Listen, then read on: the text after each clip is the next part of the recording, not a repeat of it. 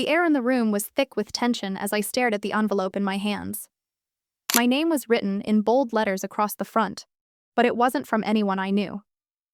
I tore it open, hands trembling, my heart pounding in my chest. The letter inside was simple, but the words, "You have exactly 1 hour to leave.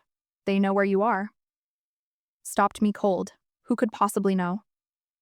And why now? I glanced over my shoulder, feeling the weight of invisible eyes watching. But no one was there. Yet the feeling wouldn't go away. Who was watching? And how long before they made their move? It had taken months, but the project was finally complete. Every late night, every skipped meal, every ounce of energy had been poured into it. It was mine.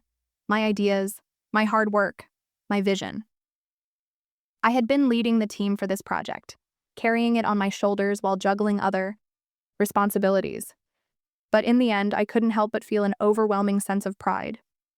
This was my moment. Finally, I'd get the recognition I deserved, but that recognition wasn't coming to me. The meeting was scheduled, and we were all gathered in the conference room awaiting the moment when our work would be presented. My stepbrother, Eric, sat at the head of the table, just as he always did. He looked at ease, his usual air of confidence bordering on arrogance. The rest of the team seemed excited, eager to hear the presentation, but all I could focus on was the moment when he would inevitably take credit for everything I had done. "Thank you everyone for being here," Eric began smoothly, his voice ringing out with practiced charm. He flashed a smile, one that I had seen far too often. The smile that made everyone think he was the golden boy, the one who had all the ideas, all the answers, the one who was always in control. But in that moment, all I felt was a sharp pang of frustration. I had spent countless hours working on this project, not just with my mind, but with my heart. I had poured my soul into it. But here he was, standing in front of the group, about to take the credit for everything I had done. I felt a lump form in my throat as my eyes briefly met his. His smile widened, and my stomach twisted in knots. "We've really outdone ourselves this time," Eric continued, nodding to the team. "This project was an immense challenge, but we pulled through, didn't we? Everyone contributed, of course, but I think it's safe to say that this wouldn't have been possible without my leadership and vision." He paused dramatically, letting the words sink in before continuing. "I'm proud of what we've accomplished here." I was seething on the inside. Leadership and vision? I thought bitterly. He hadn't led anything. He hadn't contributed anything, except his name at the top of the report, a name that everyone already knew, thanks to his father. That was the only reason he was even in this position, and I hated how easily it was for him to take all the credit for something that was mine. I sat there, my hands clenched tightly around my pen, as I listened to him drone on. Every word felt like a slap in the face. He wasn't even bothering to mention the countless hours I had spent staying late, perfecting every detail, adjusting every slide. It wasn't just the presentation. It was the work behind it, my work. And yet, none of it was being acknowledged. I had to sit there and watch as Eric basked in the glory of something he had barely even touched. He wasn't even aware of how his arrogance was eating away at the people around him. He didn't see how his effortless success, thanks to the legacy of our family, was built on the sacrifices of others. But he was about to learn that not everything could be taken for granted. As the meeting went on, my thoughts began to race. Should I speak up? Should I call him out right then and there? Part of me wanted to shout at him, to tear him down, to let everyone know the truth about how much I had contributed. But that would be too easy, wouldn't it? It would give him the satisfaction of seeing me lose control, and he would use that against me. No, I couldn't let him have that. I took a deep breath, swallowing my anger, and pushed my chair back as Eric wrapped up his self-congratulatory speech. "Let's make sure we finish this properly. I'll personally present this to the higher-ups tomorrow," he said, as if everything had been his doing. I stood up, giving a tight smile to the room, but not making eye contact with him. I wasn't going to let him get away with it. But I wasn't going to do it now. Not yet. "I'll stay behind to work on the final adjustments," I said, my voice as calm as I could manage, despite the storm brewing inside me. I could see Eric's eyes flicker with confusion for a moment. He wasn't used to anyone questioning him, especially not me. "You're not going to make any changes," he replied, dismissing me with a wave. "I'll handle it." But I wasn't backing down. The truth would come out. There was more at stake than just recognition. This wasn't just about credit. It was about respect. It was about everything I had worked for. It was about proving to myself and to him that I wasn't just some invisible figure in his shadow. As the room cleared out, I stood there for a moment, staring at the project folder on the table. There was one thing I was certain of. This wasn't the end. What Eric didn't know was that I had a plan, and it wasn't just about taking back credit. It was about taking back what was mine, what he had stolen from me. The game was about to change. I walked out of the conference room, my heart pounding in my chest. The frustration that had built up inside me was beginning to boil over, but I knew I had to keep calm. Now was not the time to act rashly. There were too many moving pieces, too many risks involved. I needed to be strategic. I needed to outsmart him. As I made my way down the hallway, I glanced at my phone. The message from my colleague Sarah had arrived.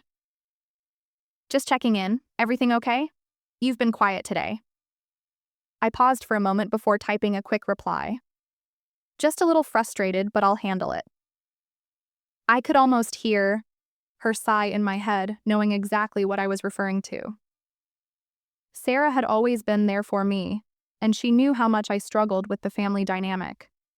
She had watched me work tirelessly on the project, never once asking for credit or recognition. Unlike Eric, she didn't need to flaunt her success. I was in the elevator when my phone buzzed again, this time with a message from my mother. "I heard how well Eric did in the meeting. Are you okay?" I smiled faintly. My mother had always been supportive of me, even when it felt like the whole world was focused on Eric and his inherited status. She never doubted my abilities, but I knew her disappointment was growing with each time I let Eric's behavior slide. I could feel her, longing for me to finally stand up for myself, to not let him walk all over me. I replied, "I'm fine, Mom. It's just a little complicated." I entered my apartment and shut the door behind me, leaning against it as I took a deep breath. This was the moment. I had already gathered all the materials I needed, the emails, the work drafts, the versions of the presentation he hadn't even bothered to look at. They all told the story of the work I had put into this project, and they proved that Eric had nothing to do with most of it. He was simply the name everyone knew. He was the one who got all the attention because of his last name. But I wasn't going to let that define me. Not anymore. I spent the next few hours sorting through everything, printing out documents, organizing them into a neat folder. I knew the higher-ups would be impressed with the work we'd done, but I also knew that it needed to be cautious. Exposing Eric at the wrong moment could backfire. The truth had to come out, but I needed to control the narrative. I wasn't going to let him turn this into a battle of egos. At the same time, I couldn't help but feel a creeping sense of guilt. Family was family, and even though Eric and I had never truly bonded, I still didn't want to destroy him. But the more I thought about it, the more I realized that it wasn't about revenge. It was about justice. My hard work deserved recognition. I deserved to be seen as someone capable, someone with ideas, someone who didn't need to hide in the shadow of my stepbrother's entitled arrogance. I glanced at the clock. It was getting late. Tomorrow would be the day when everything came to light. The day when Eric's house of cards would come crumbling down. The next morning, I arrived early at the office, clutching the folder tightly in my hand. The weight of the evidence was comforting, but it also made my nerves spike. Today, I would face Eric. Today, I would take back what was mine, but I wasn't going to just walk in and accuse him outright. No, this was going to be more calculated. I walked into the conference room with my head held high. Eric was already there, sitting at the head of the table, chatting with a few of the senior team members. He looked up as I entered, his smile faltering for just a second. I could see the arrogance in his eyes, but I also noticed the slight tension in his posture. Maybe he wasn't as sure of himself as he appeared to be. Good. Morning, I said, my voice steady. I took a seat, not acknowledging him directly, but positioning myself so I was close enough to keep him in my line of sight. It was hard not to feel a rush of emotion when I looked at him. Resentment, frustration, anger. He had always been the golden child, the one who got everything handed to him. But now, things were different. As the meeting began, I could see Eric getting more and more comfortable. He was in his element, leading the discussion, throwing around terms and ideas that he clearly didn't fully understand. I could almost hear the familiar, condescending tone in his voice as he praised his own work that he had never done. It was then that I decided it was time. My heart raced as I stood up, interrupting him mid-sentence. The room fell silent as all eyes turned toward me. I just wanted to say something before we continue, I said, my voice surprisingly calm. I could feel the weight of the moment pressing down on me, but I refused to let it show. I think it's important to give credit where it's due. Eric's eyes narrowed as he glanced at me, a smug smile tugging at the corners of his lips. What do you mean by that? He asked, his voice dripping with mock sweetness. I didn't answer him right away. Instead, I opened the folder in my hands and slid the documents across the table, letting the papers spread out in front of everyone.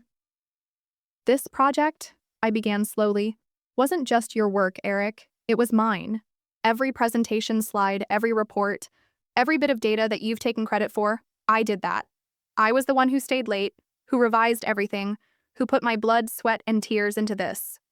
The room was still, the air thick with tension.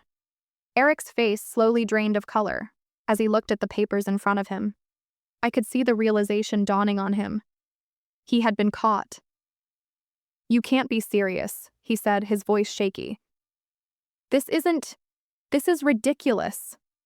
I shook my head, keeping my eyes steady on him. It's not ridiculous, Eric. It's the truth. And now everyone will know it. The room was silent as I stood there, waiting for his response. But I knew that he had nothing to say. He couldn't.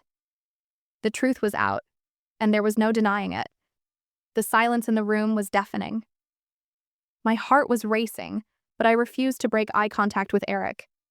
For the first time in what felt like forever, I wasn't afraid of him. I wasn't afraid of the consequences. The truth had come out, and there was nothing he could do to take it back. Eric blinked rapidly, his expression flickering between disbelief and anger.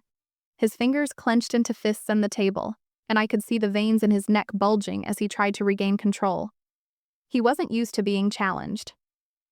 To him, the world had always bent in his favor, and now someone he thought of as beneath him, was daring to expose him for what he was. That's not how this works, he said, his voice strained but still dripping with that fake charm. This is a team effort. We all worked on this together. I raised an eyebrow. Don't pretend that you didn't sit in meetings, barely paying attention. While I did all the legwork. This wasn't a team effort, Eric. This was me carrying the load while you reaped the benefits. I paused for a moment, letting my words sink in. And now everyone can see that. The senior team members exchanged uneasy glances. I wasn't sure whether they were uncomfortable with the tension or simply shocked by the revelation. Either way, it was clear that I had their attention. Eric's usual air of invincibility had cracked, and I wasn't about to let him recover so easily. You think you can just walk in here and… Eric started, but I cut him off. I'm not here to fight with you, I said, my tone steady. I'm here to make sure that my work, my contribution, is acknowledged. I'm not going to sit back and let you take credit for everything I've done. Eric leaned back in his chair, trying to regain his composure. His jaw was clenched, but his eyes were darting around the room, as if looking for support. It was no use. The damage had already been done. The room was tense, every person now aware of the manipulation at play. I wasn't going to let Eric twist the narrative anymore. The senior team members had to see him for what he truly was, a man who relied on his family name and connections, not his own merits. Eric sighed, trying to diffuse the situation. You've got the wrong idea. This isn't personal, I'm just… No, I interrupted, cutting him off again. This is personal. This is about you taking something that wasn't yours, and now it's time for you to face the consequences. I could see the realization dawning on him, the pressure mounting as everyone in the room began to scrutinize him. He shifted uncomfortably in his seat, his earlier arrogance fading into a nervous unease. The tables had turned. The meeting ended shortly after that, with the higher-ups promising to review everything and investigate the situation further. As I walked out of the conference room, I couldn't help but feel a sense of quiet triumph. I had finally stood up for myself. The weight I had carried for so long was starting to lift, even if the outcome was still uncertain. But I wasn't done yet. This wasn't just about getting the credit I deserved. It was about making sure that no one else would take advantage of me again. It was about taking control of my own narrative. The days following the confrontation were a blur. The higher-ups did an internal review, and I was asked to provide evidence of my contributions to the project, which I did without hesitation. The data was clear, the timeline irrefutable. Every change made, every revision, every detail was documented. The emails, the drafts, the files, I had everything I needed. But what I didn't expect was the fallout from the rest of the office. Some were supportive, offering quiet words of encouragement, while others remained silent, unsure of where they stood in the family dynamic. The whispers behind my back became louder, and I could feel the tension between me and Eric building even more. Eric didn't speak to me for days, but his presence was felt in every corner of the office. His usual confidence was gone, replaced by an angry, resentful energy that crackled in the air. I could sense his bitterness, and I knew that he was planning his next move. He would try to regain his control, try to fix his tarnished image. But I wasn't going to make it easy for him. One afternoon, I was sitting at my desk, reviewing some reports, when I heard the familiar sound of footsteps approaching. I looked up to see Eric standing at my cubicle, his face a mask of frustration and forced calm. "You had to make a scene, didn't you?" he said, his voice low, barely controlled. He wasn't asking a question. He was accusing me, as if I had wronged him. "I'm just making sure the truth is known," I replied coolly, not bothering to look up. "And you should be thanking me. After all, you wouldn't have gotten as far as you did without my work. I think you owe me an apology." Eric's eyes flashed, with anger, but he didn't respond. Instead, he stepped closer to my desk, his voice dropping to a dangerous whisper. "You'll regret this. I always get what I want, and you're not going to stop me." I felt a chill run down my spine, but I didn't flinch. "We'll see about that," I said, meeting his gaze squarely. He turned on his heel and walked away, but I could feel his eyes burning into my back. He was angry, yes, but there was something else there too. Fear. Fear of losing his place, of losing his grip on the power he had always taken for granted. And it was that fear that gave me strength. He wasn't untouchable anymore. He wasn't the golden chilled anymore. The days that followed were a delicate balancing act. Eric was unpredictable, and his presence loomed over every interaction. Every time I stepped into the office, I could feel the weight of his glare from across the room, like a predator circling its prey. But this time, I wasn't afraid. Instead, I focused on the work. I knew that if I could prove my worth through my actions, no one could deny me the recognition I had earned. The project was far from finished, and there were still final adjustments to be made. This wasn't about Eric anymore. It was about me. I had to ensure that no one could take credit for my contributions again. But there were whispers in the office, conversations that happened just out of my earshot. I could feel the undercurrent of gossip rising. Some were sympathetic, others were skeptical. I knew Eric had his supporters, people who had been swayed by his charm, who would never question the story he told. But there were others, those who saw through his act, who knew exactly what he was capable of. They were the ones who would stand by me. It was a quiet Wednesday when I received the email. The subject line read, "Meeting request, immediate." I opened it, and there it was. A formal invitation to meet with the higher-ups later that afternoon.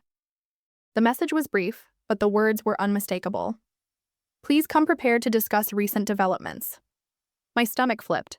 What had Eric done now? I quickly gathered my notes, making sure I had everything I needed to defend myself. This was it. The moment where everything would come to a head.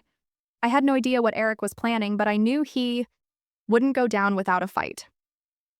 When I walked into the conference room that afternoon, I was met with the cold stares of the senior leadership team. Eric was already there, sitting at the head of the table, his expression unreadable.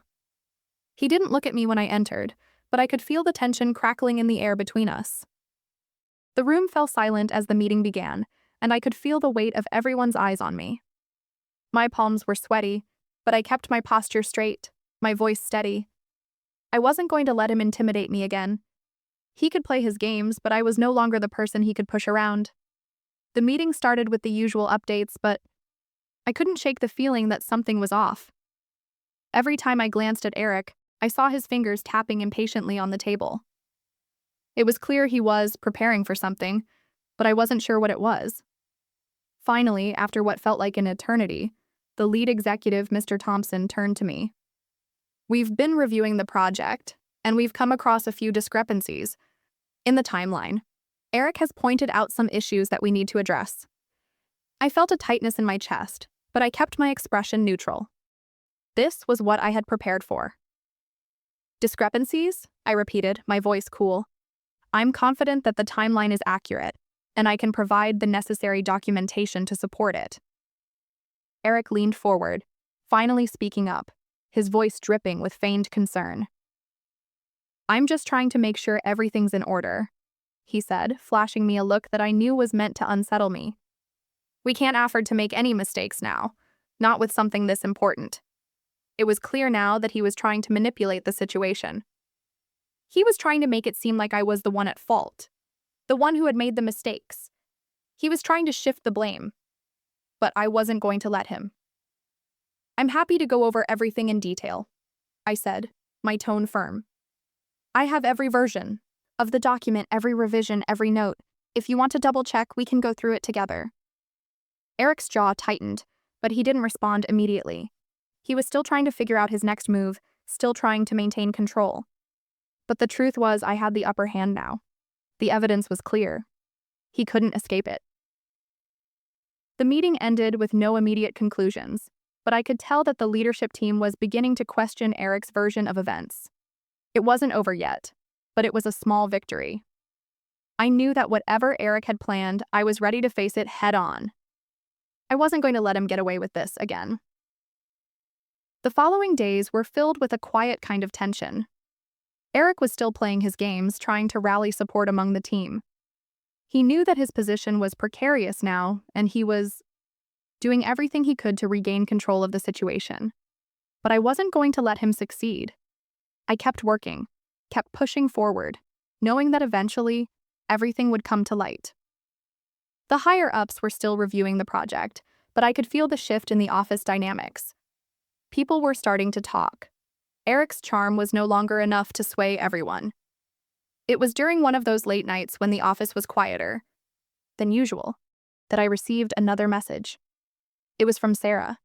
She had heard from someone in the office about what Eric had been up to. "I think Eric's planning something big," the message read. "I don't know what, but I heard him talking to few of the senior leaders. You need to be careful." My heart raced as I read the message. What was he up to? What kind of plan was he hatching? I couldn't afford to be caught off guard again. I quickly pulled up my notes and double-checked everything I had gathered. If he was making a move, I had to be ready. The next day, I walked into the office with an unease I hadn't felt in weeks. Something was different. Eric wasn't sitting at his usual spot, and there was an unusual sense of quiet in the air. It felt like the calm before a storm. Then, the email arrived. It was a formal notice that Eric had filed an official complaint about my conduct in the project, claiming that I had overstepped my boundaries and failed to follow proper procedure. The audacity of it left me stunned for a moment. He was trying to accuse me of being the problem. He waystreamed to spin the story once again. I laughed bitterly. Eric was trying to play the victim. He was trying to paint himself as the hero, the one who had been wronged. But this time, I wasn't going to let him get away with it. He was about to learn that I wasn't as easy to manipulate as he thought. I composed my response carefully. It was time to expose his lies once and for all. The email I sent was carefully crafted, and it was a document that would leave no room for ambiguity. I'd spent the entire evening putting everything in order: the timeline of events, the evidence of my contributions, the original drafts and revisions, and even the emails where I had reached out for feedback. There was no doubt now. Eric's accusations would crumble under the weight of the facts. I attached everything to the email, highlighting the key discrepancies in his complaint. But the most crucial piece of evidence was the one that would tie everything together: the meeting notes from the final review session we had before the project presentation. Those notes clearly showed who had done what, who had contributed the most, and who had done the bare minimum. I knew this would be the nail in the coffin. As soon as I hit send, I felt a strange sense of relief wash over me. It wasn't the satisfaction of seeing Eric exposed. It was the feeling that I had finally taken control of the situation. For so long, I had felt like a passive observer in my own life, watching as Eric took everything he wanted while I stayed in the background. But now, for the first time in a long time, I was the one driving the narrative. The next morning, the response came swiftly. The senior leadership team had reviewed everything. They'd seen the truth. They were aware of Eric's attempts to manipulate the situation, and they were no longer buying his charm. But what struck me most was the message from Mr. Thompson, the lead executive. "We have conducted a full review and have determined that the credit for the project rightfully belongs to you. Eric has been informed of this decision, and we have taken appropriate steps to ensure that no further conflicts arise." There it was. The recognition I had been fighting for. But more than that, it was the validation I had needed. It wasn't just about the project. It was about reclaiming my dignity, my sense of self-worth.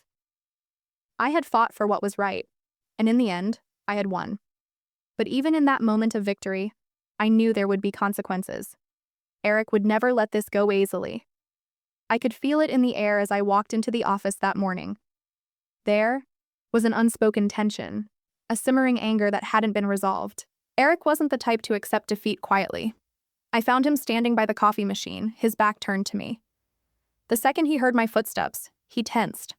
When he turned around, his face was a mixture of disbelief and rage. His eyes locked, onto me with a burning intensity that made my stomach flip. "So this is how it's going to be," he said, his voice cold and clipped. "You've made your little move, but you don't get to walk away from this unscathed." I raised an eyebrow. "I'm not walking away from anything, Eric. I've worked hard for this, and I'm not going to let you take credit for it anymore." He sneered, stepping closer to me, his jaw clenched. "You think you've won? This isn't over. You'll regret crossing me." I stood my ground, refusing to back down. "If you think this is over, you're wrong. This is just the beginning. I'm not afraid of you, Eric. Not anymore." For a moment, neither of us spoke. There was nothing left to say. I had said my piece and he had made his threat. But the dynamic between us had shifted irrevocably. The power he had once held over me, the ability to manipulate and control, was gone. The truth had come out, and there was no going back. Eric scowled, his fists clenched at his sides, but after a tense pause, he stepped back. "We'll see how long that confidence lasts," he muttered before turning and walking away. As I watched him retreat, I couldn't help but feel a rush of exhilaration. For the first time, I felt truly free. Free from the weight of his dominance, free from the fear of his wrath, free from the feeling that I was invisible in his shadow. I had fought for my place, and now it was mine. The days after the showdown were filled with a quiet sense of victory, but also reflection. Eric's presence around the office had become less imposing, though there was still a quiet resentment in the air. I knew it wasn't over in his mind, and I knew he would try to salvage whatever he could of his reputation. But I didn't care. The project was officially recognized as mine. I was given credit for my contributions, and my name was finally being acknowledged for the hard work I had put in. The higher-ups even asked me to take the lead on the next big project, a move that further solidified my position within the team. I was no longer the person who stood in the background waiting for recognition. I was now the one everyone turned to when it mattered. But beyond the professional success, it was the personal growth that meant the most. I had learned how to stand up for myself, how to assert my worth, and how to fight for the respect I deserved. For years, I'd allowed Eric to take what was mine, whether it was credit, attention, or control. But no longer. It wasn't just about winning against him. It was about reclaiming my power. I had learned that there was more to success than just being good at what you do. Sometimes you had to fight for your place. Sometimes you had to make sure the world saw you for who you truly were. And as I looked around the office, at the people who were now acknowledging me for my efforts, I realized something else. I hadn't just fought for my own success. I had created space for others to do the same. The toxic cycle of entitlement and manipulation that Eric had created was now shattered. And in its place, there was room for fairness, respect, and opportunity for everyone. The battle with Eric wasn't just a personal victory. It was a victory for everyone who had ever been overlooked, for everyone who had ever been forced to step aside and let others take the spotlight. I had shown that if you fight for what's yours, no one can take it away from you. And for the first time in a long time, I felt at peace.